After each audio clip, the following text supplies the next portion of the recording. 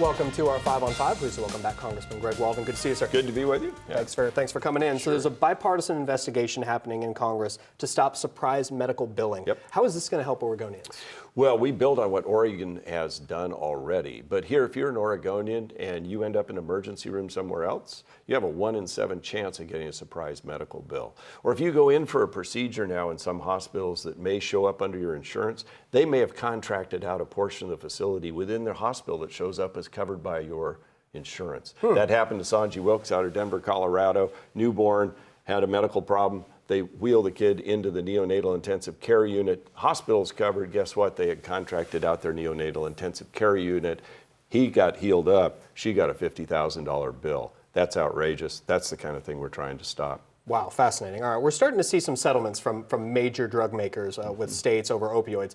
But the problem is clearly far from over. What are you doing right now to stop the opioid epidemic? There's a lot. We passed, as you know, 57 different pieces of legislation rolled up into the Support Act. Last Congress signed into law by the president. We're continuing on with the investigation and following up with the recommendations that have been made by the Inspector General on things the DEA, Drug Enforcement Administration, should have done, can do, and should do to make sure they are now doing it. I had to threaten the Attorney General of the United States with a subpoena in order to get data out of the DEA to find out how these pills were being distributed, why they weren't being shut down by the distributors. We got all the CEOs of the distribution companies before the committee under oath to figure out they should have stopped a lot of this. They did not. What broke apart here? And so we're going after it. And then, of course, there's the litigation to go after reclaiming profits, if you will, from Purdue Pharma, who was one of the worst, and others. Interesting. All right, well, we've got a lot of national politics to talk about. We're going to take a quick break first. Stay with us. We'll be right back. Welcome back to our 5 on 5. We're going to hear with Congressman Greg Walden. Congressman, let's start with the basics. What's going on with the administration right now? Well, there's a lot going on, and obviously there's not much going on in Congress that's getting big things like we talked about, surprise medical billing and other things done. But there's obviously a lot. I was with Secretary Perry at Hanford Nuclear Reservation beginning of last week, talking about the issues there and cleaning up Hanford that the administration's led on. We've been working with them on some of the forest policy, implementing laws we've passed going forward. But obviously there's a lot of chaos in Washington right now. And the House seems to be bent on moving down a path of impeachment without a typical process that we normally have had. In the Nixon impeachment and the Clinton impeachment, Republicans and Democrats got together, passed a resolution first setting up the bounds and metes and the inquiry, and each side had the ability to bring in witnesses, subpoena documents, and all of that. None of that's happening now. You tweeted that you've looked at the transcript of President Trump. I have read the transcript. Of that phone call with Ukraine's president. By all accounts, and please correct me if I'm wrong, you've read it. President Trump asked Ukraine's president to do him a favor and look for dirt on the family of former VP Joe Biden. Crowd strike. Okay. He doesn't mention Biden in the transcript. Okay. At the same time, the administration was withholding military aid to the country. Is that okay? So that's basically correct, other than the crowd strike. I believe that's right. Okay. Is that an abuse of power? I don't believe it rises to the level of high crimes and misdemeanors as envisioned by the Constitution. And I'll tell you what, if you're going to remove a sitting president of the United States and override the will of the American voters, especially when you have an election coming up in a year, you better first have very good reason and cause. And second, you better have a process in place that's fair, transparent, and open. That latter part certainly is not there. And if you read the transcript, and I've read the whistleblower's complaint, I've read the Inspector General's complaint, and I also said in my tweet, I believe that it wasn't the president's finest hour. I wouldn't have counseled him to have that discussion, but I don't believe it rises to the level of high crimes and misdemeanors as envisioned by our forefathers. Mm-hmm. And you did say that. Thank you. Several Republicans claim the president was joking when he said China should also investigate the Bidens.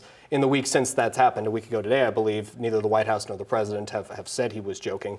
Should people believe that theory when clearly there's asking of favors, if you will? You know what's interesting is, and I've said this all along, when the Mueller investigation started, I supported Bob Mueller's appointment. I supported the investigation. I supported it keeping open and transparent. And then we got the report. And we all should agree we don't want foreign involvement trying to manipulate our elections. But just as Mueller investigated the Russians' role, I think we have an obligation to find out what other countries may have been involved one way or another. And there is a Department of Justice investigation looking into some of these matters. I don't want any foreign government involved. in manipulating our election. But I think there are questions that voters have, I hear it in our district, about what role the Bidens had. How did his son end up on a seat on a board in an energy company in Ukraine, having flown over there on Air Force Two and then getting whatever it was paid per month? He didn't really have a background in energy, but kind of convenient. It's Biden who's on tape saying, I withheld $1 billion or whatever until they got rid of some prosecutor. I mean, there's a lot at stake here that needs to be looked at. But what I'm going to do is look at the facts. It's what I did in the Mueller report. It's what I try to do on every one of these things. But it's pretty darn frustrating being in Congress, knowing that this impeachment is on a fast track. The Speaker has told Adam Schiff not to lose momentum, whatever that means, and we are denied an opportunity to have a fair and look at the data. This is all being done, if you think, behind closed doors in the Intelligence Committee. And then they selectively leak out things. I don't think that's what the American people view as being fair or transparent, and it's certainly not what was done during the Clinton impeachment process, nor the Nixon impeachment process. Now, the Constitution allows Nancy Pelosi wide latitude here to handle it any way she wants. That's true, but it's not fair and it's not right. The president is obviously unlike any politician in the history of this country. Do you have any concerns that he's normalizing this type of behavior? As you say, nobody should be asking for an influence in our elections. Yeah, and I don't think they should. I think there's a lot that goes on in the world of diplomacy.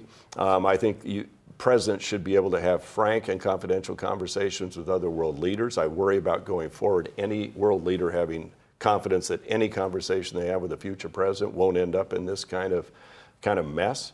But I also worry about, we've had protests in my Bend office for 139 straight weeks, Trump Tuesday. We've had protests here that you've covered here in Medford, impeach Trump. We've had 3 votes in the House to impeach Trump before we ever got to this point.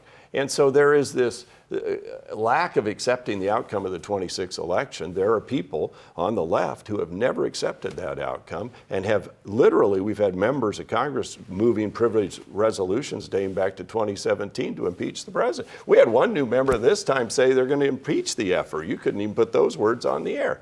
And I just think that's not good either.